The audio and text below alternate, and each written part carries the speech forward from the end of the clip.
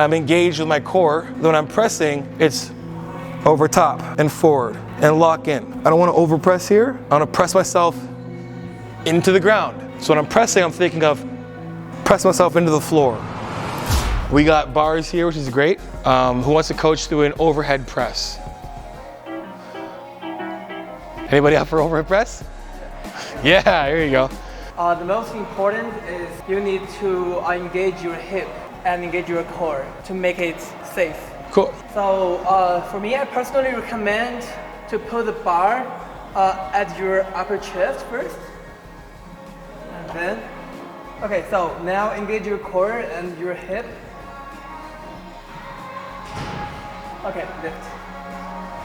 And then put it down. Feel you are pulling the bar down. And you need to adduct your elbow a little bit inside. If you can look upper, that would be very, very helpful. Cool. Good.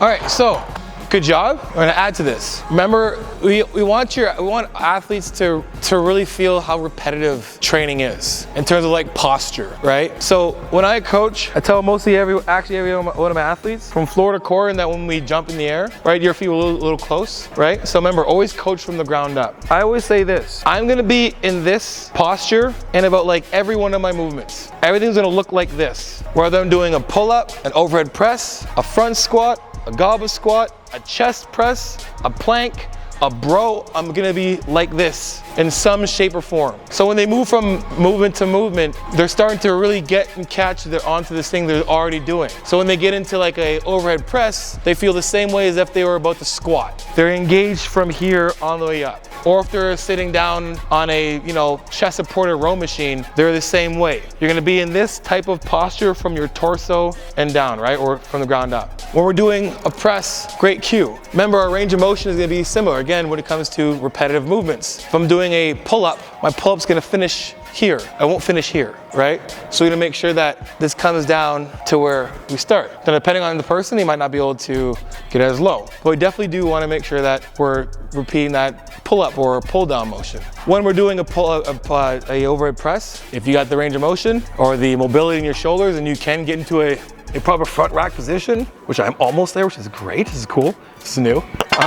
If you can't, it's fine, but we wanna be underneath, hips back. So I don't wanna see most people, they'll go like this, and they do this part, and they walk back, and then they're like this. Right? I don't wanna be like that. So I'm gonna walk underneath, and depending on who you are, this might be a little higher, but it's a little low for me, whatever. I'm gonna get my butt behind it. My elbows stacking the joints again, right? Fists, wrists, and elbows are right underneath the bar. And then all I have to do is just stand up, take a couple steps back, readjust my feet, I can look in the mirror, right? From floor to core, again, I'm gonna be engaged. My toes are engaged. We're still rotating a bit from the legs. I'm gonna give the same cues I give when I squat. Pretend trying to rip the floor open and make sure your knees are aligned with your toes. I'm engaged with my core. When I'm pressing, it's over top and forward and lock in. I don't wanna over press here. I wanna press myself into the ground. So when I'm pressing, I'm thinking of press myself into the floor. And controlling it down, and press myself in the floor, and controlling it down. Now, some cues to think about is when you're pulling it down, you're doing a pull-up. So I always say when the elbows crack. When they crack, that's when that eccentric is loading. As soon as it cracks, I can feel my lats riding it down, like assisting it down. I'm not letting it just do this and fall. Think of an athletic position, always. You should be able to, in any movement here, be able to move. I can't move them like this. And not many sports were ever like this. Right? Hips back a bit, tight from here, tight from the ground. Think pushing into the floor. And don't bounce. Control it down, ride it down from here, let it come right down past your chin, more, a little more. Remember, your range of motion allowed you to pick this thing up all the way down to here. Remember, stack the joints. Oh, yeah. Right? There you go. Now press. Right? If you look at his pathway, his elbows are staying under the bar this entire time. Right? Where do you feel that? Better. Like, in my shoulder. Right?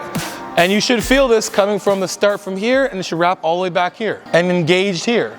This is great. Go ahead, put it down. Next, from floor to core. There you go. And right above there, feel this. Strong, there you go. Ask your clients if it's okay to touch and pry. You're doing this to people like this and like tell them to feel this when they're pressing, right? I want to feel, this is where I want this to be braced at the top of this. I should feel this all engaged. If I don't, he's too interior rotated, right? This is perfect. Go back then down, and this is engaged the entire time, and his lats are engaged, right? Where do you feel that? Where in your shoulders? Yeah, right? And I don't know if you guys, you probably do, very beginner stuff, but like, ask your clients, where'd you feel it? How'd you feel? Right? Like, oh, I felt it here. Well, you should feel it there, right? But their ability to say where they're feeling it means that they're paying attention to what they're doing. So if they know where they're feeling it, their muscle mind connection is getting better. Even if they're feeling it in the wrong place, that's great. At least I know that you're paying attention. Next.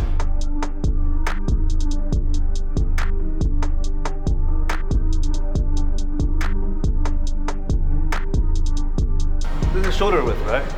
Yeah, yeah. When it comes to like guys, when you're wherever your hands are is going to be it's going to be based on like your mobility. So like if some people can't get in here, then they go a little bit outside shoulder width apart. They're eventually going to get there, right? Progressive overload their mobility, and the good way to load to really work your mobility is starting out at a good position and then loading with weight, because naturally it's going to put you in a position that eventually you're going to be able to get closer. I used to not be able to squat with my hands. Like my hands had to be like literally on the pins, like hold like this to squat. Now I can do this, and that's just like a practice thing. And make sure you're nailing into their heads mobility. Like if you're not stretching with them, I know you guys probably don't have time to stretch with your athletes, right? So it's on them to do that. So if they come in here and they're not flexible, it's on them, and you guys are gonna remind them on a daily. Good. Good. Remember not to bounce. I want you to feel here, load, explode. There you go.